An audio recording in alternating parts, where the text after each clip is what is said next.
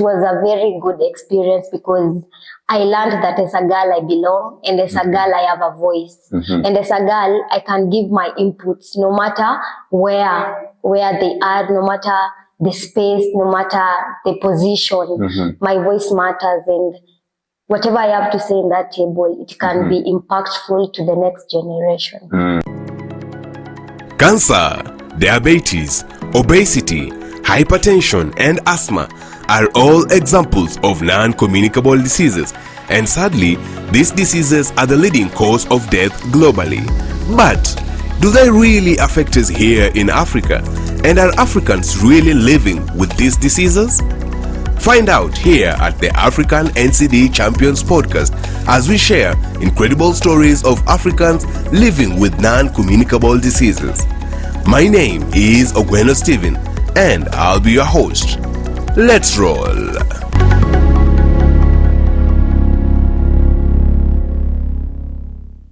Greetings and welcome to the African NCD Champions podcast, where we meet and talk with incredible people working on the continent to improve healthcare, especially with a focus on non-communicable diseases.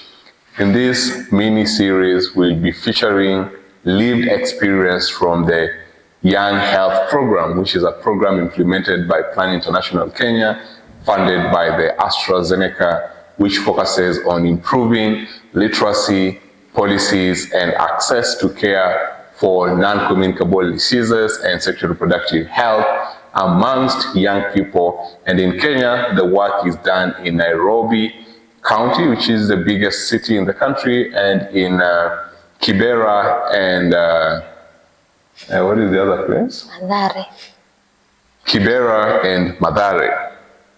Joining us today is one of the lived experience, one of the actual individuals who have been involved with the program, implementing it for the past 5 years in Mathare.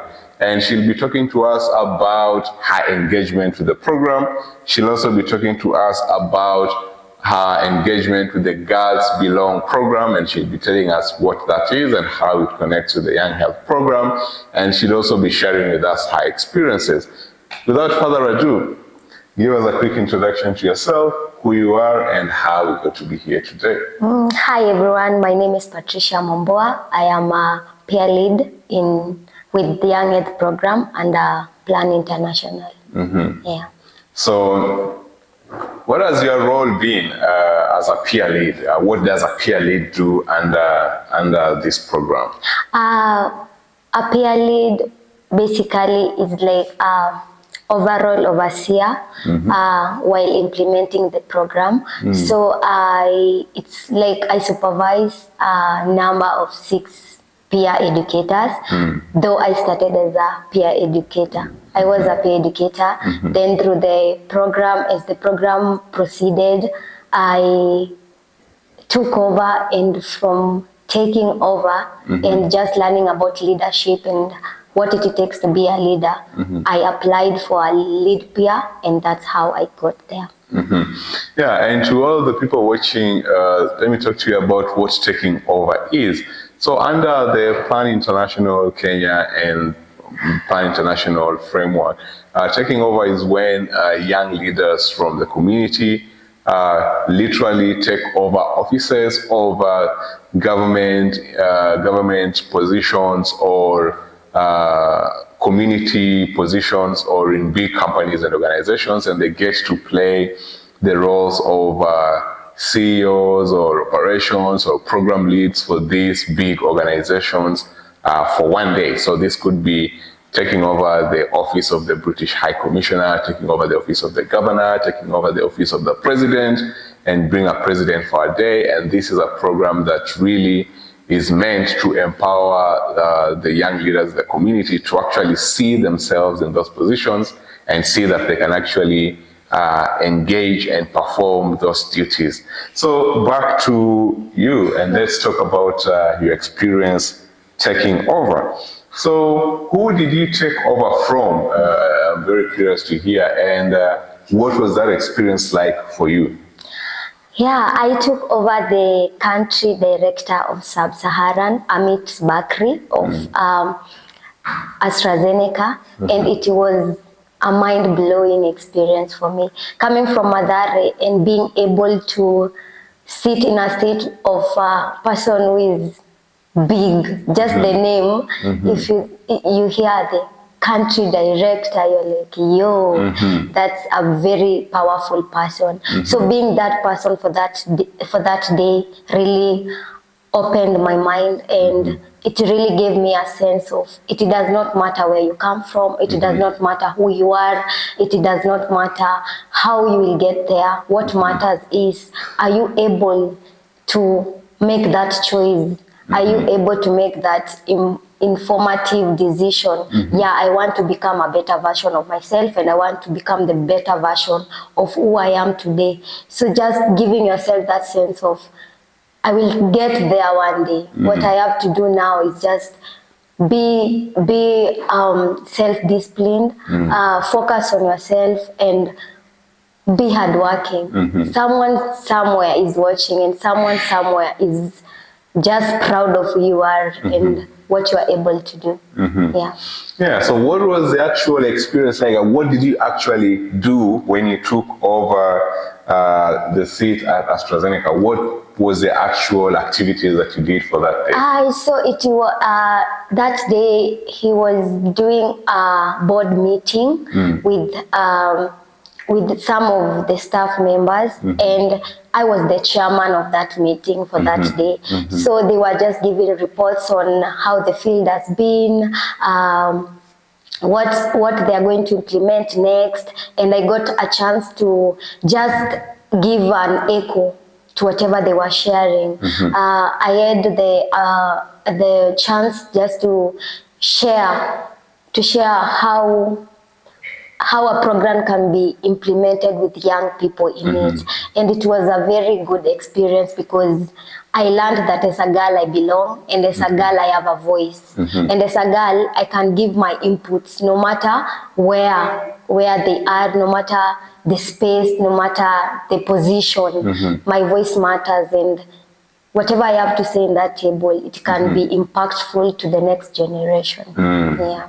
I see. So talking about this taking over experience, how did this opportunity through the Girls Belong Here program shape your view on leadership and young women in powerful spaces? And I think before we even get into that, talk to us a little bit more about the Girls Belong Here program and what it is and how you're involved with that program. So Girls Belong Here is a program in AstraZeneca where they give the chance to a girl just to get the feel of leadership and to be in that seat. So it is not only in AstraZeneca, you can go and take over a position in Plan International, a position in the government, a position in big organizations.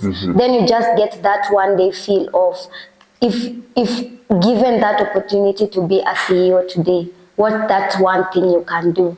And for me, it was really a good experience, because from that I changed my view on leadership, and it gave me a view of, yes, if you were able to do that for one day, what if you do it continuously? What if it becomes your day to in activities? And a position came, there was an application for lead peer, and I gave it a chance.